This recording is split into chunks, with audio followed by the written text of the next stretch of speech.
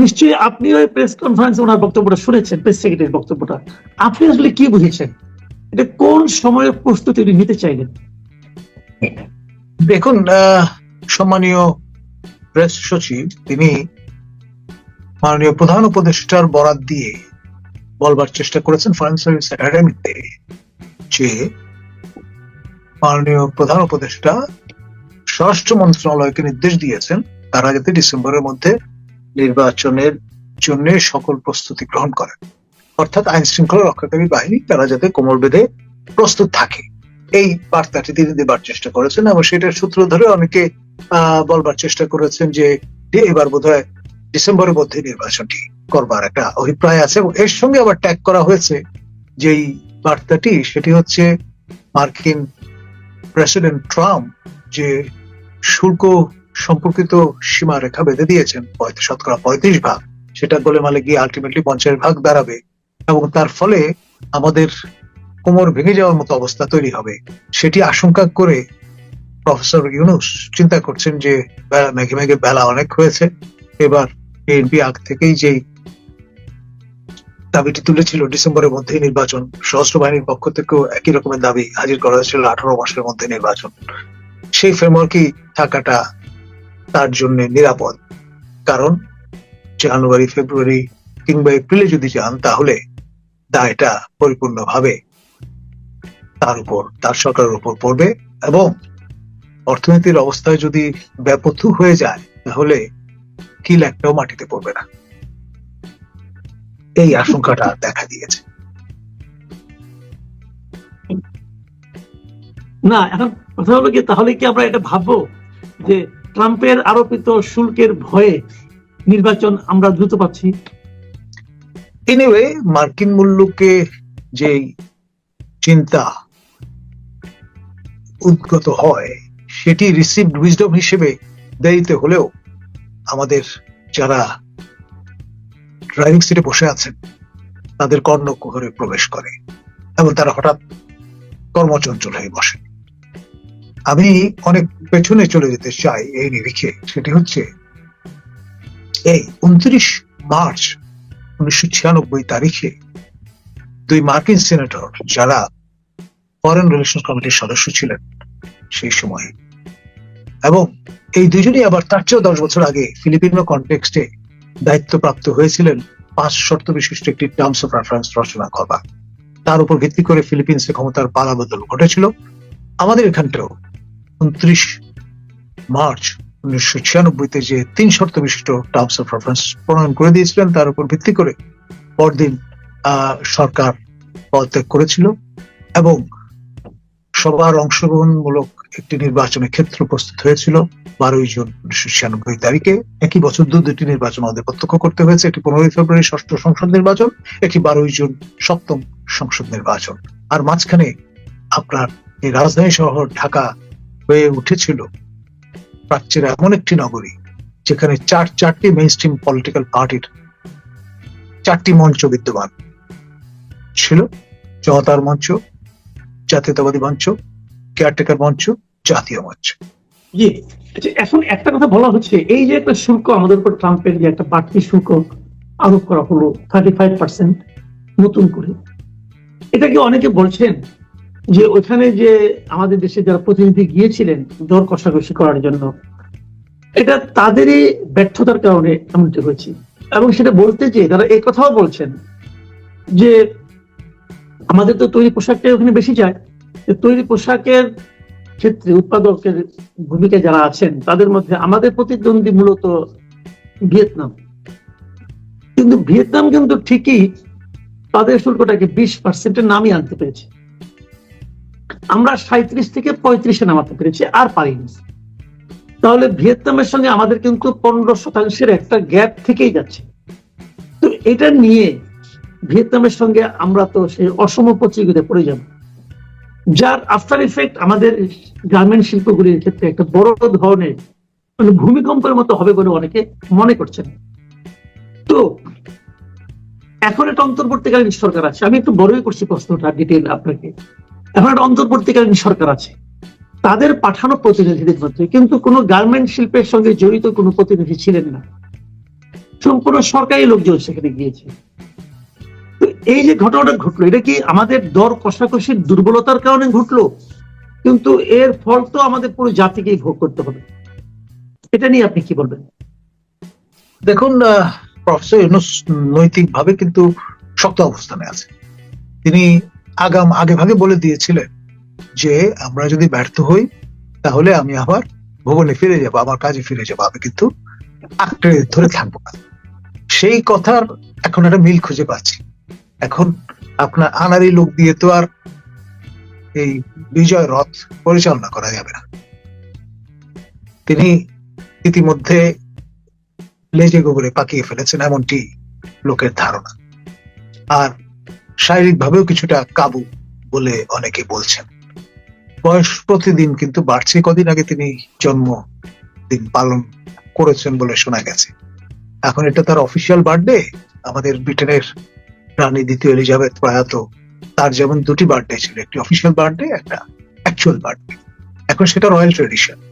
এখন প্রফেসর ইউনূসের বাবা তো আর বাংলাদেশের সম্রাট ছিলেন না, সুতরাং আপনার অথবা নিজে এখন পর্যন্ত তিনি সেন্ট্রাল আফ্রিকান এম্পায়ারের বোকাসা হয়ে যাননি, সম্রাট হিসেবে নিজেকে ঘোষণা করেননি।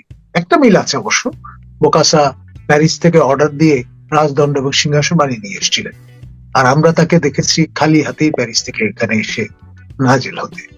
সুতরাং সেদিক থেকেও খুব একটা জাস্টিফিকেশন খুঁজে পাওয়া যাবে না।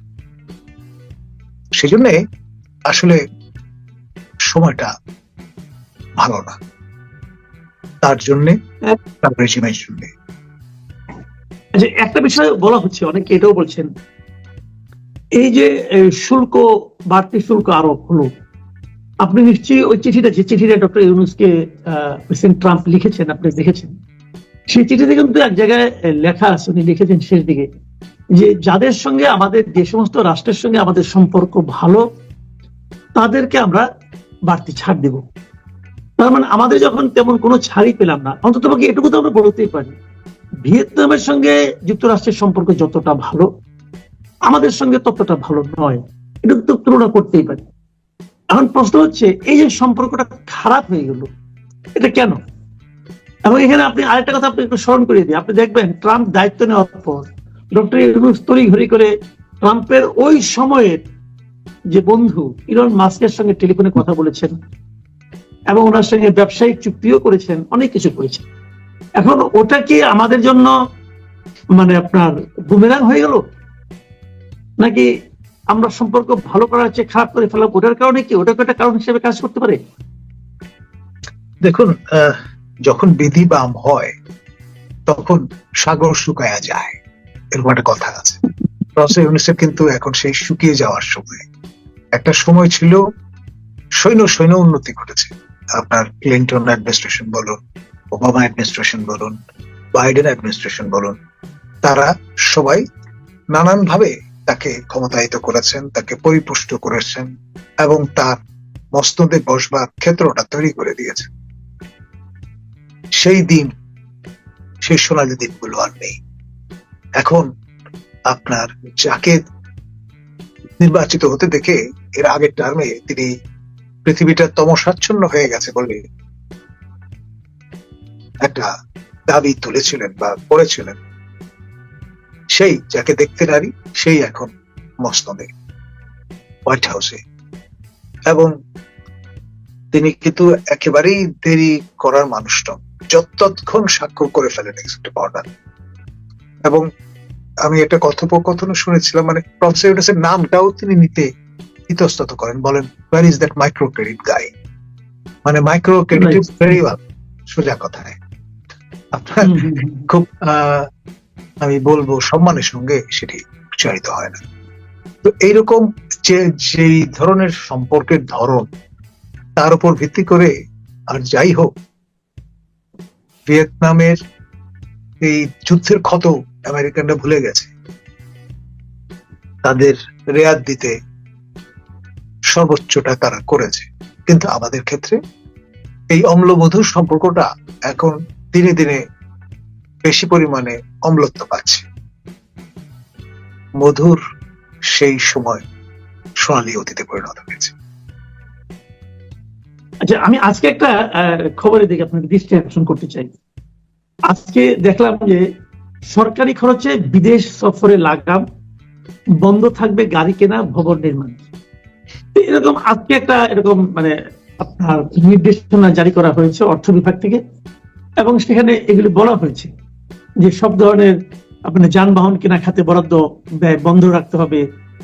তারপরে আপনার বিভিন্ন মন্ত্রণালয়ে এই যে কৃষি, শিক্ষা, স্বাস্থ্য এইগুলো সংশ্লিষ্ট স্থাপনা ছাড়া, এগুলো ছাড়া অন্য নতুন আবাসিক, অনাবাসিক ভবন স্থাপনা নির্মাণ বন্ধ রাখতে হবে, এগুলো বলা হয়েছে।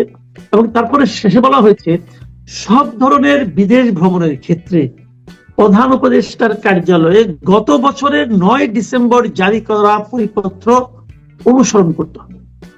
তার মানে আমরা জানতে পারলাম গত বছরের 9 ডিসেম্বর প্রধানমন্ত্রীর কার্যালয়, প্রধান উপদেষ্টার কার্যালয় থেকে বিদেশ, সব ধরনের বিদেশ ভ্রমণের ক্ষেত্রে এক ধরনের আপনার কন্ট্রোল করার জন্য বলা হয়েছিল। তো এটা যে হয়েছিল, এটা গত এই যে 10 মাসে 12 বার আমাদের প্রধান উপদেষ্টার বিদেশ ভ্রমণ দেখে আপনার কি কখনো মনে হয়েছে যে এই ধরনের একটা পরিপত্র ওনার অফিস জারি করেছিল এবং ওটা মেনেই উনি 12 বার বিদেশ গেলেন? দেখুন, কথা আমরা ছোটবেলা থেকে জানি, সেটি হচ্ছে আপনি আচুরি ধর্ম। এখন হযরত মুহাম্মদ সাল্লাল্লাহু আলাইহি ওয়াসাল্লাম, আমাদের মহানবী, তার সেই মিষ্টি খাওয়ার গল্পটা তো সবাই জানেন। একজন পিতা তার অপ্রাপ্তবয়স্ক সন্তানকে সঙ্গে নিয়ে যখন তার কাছে এসে নালিশ করেছিলেন যে তাকে কোনোভাবে মারানো যাচ্ছে না, তিনি মিষ্টত্ব পছন্দ করেন সেই নাবালক মানুষটি, পরে আমাদের মহানবী কিন্তু তাকে তাৎক্ষণিক কোনো নির্দেশনা দেননি, সেদিন পরে আসতে বলেছেন। এবং আমাদের নবী করিম সাল্লাল্লাহু আলাইহি সাল্লাম তিনি নিজে যেহেতু মিষ্টি পছন্দ করতেন, সময় নিয়ে সেই অভ্যাসটা পরিত্যাগ করেন। তারপর যখন সেই বালক এবং তার পিতা এসে হাজির হন, তখন তিনি সেই সামনটি দিয়েছিলেন। এখন প্রফেসর ইউনূস তো আমাদের মহানবী, আমাদের হযরত মুহাম্মদ সাল্লাল্লাহু আলাইহি ওয়াসাল্লামের সেই যে প্র্যাকটিস, তাতে বিশ্বাসী নন। তার ফলে একজন ভালো উম্মত হিসেবে সেটি প্র্যাকটিস করবার কথা তিনি মনে রাখেন। জি, আমি এখন শেষ যে ইস্যুটাকে আলোচনা করতে যাচ্ছি সেটা হলো, আজকে বিবিসি একটা রিপোর্ট করেছে যে সাবেক প্রধানমন্ত্রী শেখ হাসিনা, ওনার একটা ফোন আলাপ তারা আজকে ফাঁস করেছে এবং বলেছে তারা নিজেরা এটা চেক করেছে যে আসলে ওনারই কণ্ঠ, ওনারই ফোন আলাপ। এবং সেখানে সে গত জুলাই অভ্যুত্থানের সময় ছাত্র জনতার অভ্যুত্থান দমন করার জন্য সরাসরি লেথাল উইপেন ব্যবহার করার জন্য উনি আদেশ দিয়েছেন। তো আমরা সবই জানি, আমরা প্রধানমন্ত্রী অনেকে জানি, কিন্তু তারপরে আওয়ামী লীগের কেউ কেউ বলতেন যে এই ধরনের কোনো নির্দেশ উনি দেননি কখনো। তো এটা, এই খবরটা দেখে আপনার কাছে কি মনে হচ্ছে? দেখুন, পাবলিক অর্ডার ম্যানেজমেন্ট যে আপনার স্টাইল আমরা এখানে ফলো করে থাকি, তা পরিপূর্ণভাবে যদি প্রতিপালন করতে হয়, তাহলে আপনার ইন এইড টু সিভিল পাওয়ার হিসেবে যখন সশস্ত্র বাহিনীর কাজ করে, তারা একরকম ভাবে তাদের যে প্রশিক্ষণ সেটির অনুবর্তী হয়। আর যারা সশস্ত্র বাহিনীর মতো নিয়মিত বাহিনী নন, বেসামরিক বাহিনী, তাদের প্রশিক্ষণটা ভিন্ন রকমের। ফর এক্সাম্পল পুলিশ, তারা মূলত ছত্রভঙ্গ করার জন্য প্রথমে ওয়ার্নিং শট আপনার ব্যবহার করা, আপনার ব্লাস্ট ফায়ারে যান না। এটি একেবারে গ্রামার সম্মত বিষয়। আমি যখন মিলিটারি একাডেমিতে প্রি কমিশন কোর্স করছিলাম, তখন আমাদের এই বিষয়টি পরিষ্কার করে বোঝানো হয়েছে। সুতরাং এটা নিয়ে কোন রকমের সংশয় নেই। এখানে মাননীয় সাবেক প্রধানমন্ত্রী তিনি কোন কনটেক্সটে কিভাবে কোন বক্তব্য রেখেছেন সেটা আসলে বুঝতে হবে। বিবিসি আপনার যুধিষ্ঠির কিংবা আপনার বাইবেলের আপনার জনক এরকম ভাবার কোনো যুক্তি আছে বলে মনে করি না। এটা কলোনিয়াল একটা মাইন্ডসেট থেকে আমরা কিন্তু এই ধরনের মানসিকতা লালন করি। পাকিস্তান যখন অকুপেশনে ছিল আমাদের এই 9 মাসে, তখন ঢাকায় আমরা দেখেছি একটি বয়ান স্টিকারের মতো করে সব জায়গায় হাজির করতে, ক্রাশ ইন্ডিয়া উইথ বিবিসি। খেয়াল করেন, ইদানিও কেউ কেউ কখনো কখনো এই ঘটনাটির পরে বিবিসির কেন এটি ছোট করে আপনার অ্যাব্রিজড ভার্সন হাজির করলো, কেন পরিপূর্ণ পূর্ণাঙ্গ আপনার ভার্সন আমরা পেলাম না, এইসব কারণে আহাজারির মধ্য দিয়ে এই আবারও ক্রাশ বিবিসি ধরনের কথাবার্তা অনেকে আমি দেখেছি সোশ্যাল মিডিয়ায় বলেছে। তো আসলে এই মাইন্ডসেটটা থেকে আমাদের বেরিয়ে যেতে হবে। বিবিসি অফকোর্স একটা অথরিটেটিভ সোর্স, সেটা কোনো সন্দেহ নেই, কিন্তু আপনার কনটেক্সটটা বুঝতে হবে। না বুঝে একটা বিশেষ কনটেক্সটে একজন ব্যক্তি আরেকজন ব্যক্তির সঙ্গে কিভাবে কেন এই কথাবার্তা বলছেন সেটা না বুঝে আপনার একটা কনক্লুশন ড্র করাটা বোধহয় ঠিক হবে না।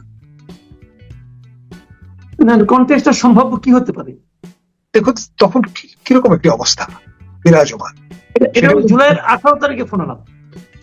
আপনারা ডেফিনেটলি আমার প্রিয় ছাত্র আবু সাইদ শাহাদাত বরণ করলেন 16 তারিখে, তারপরে দুদিন পরের ঘটনা, এবং that acted as the spark, স্ফুলিঙ্গ, এবং সেই আগুন দিক বিদিক ছড়িয়ে পড়েছিল।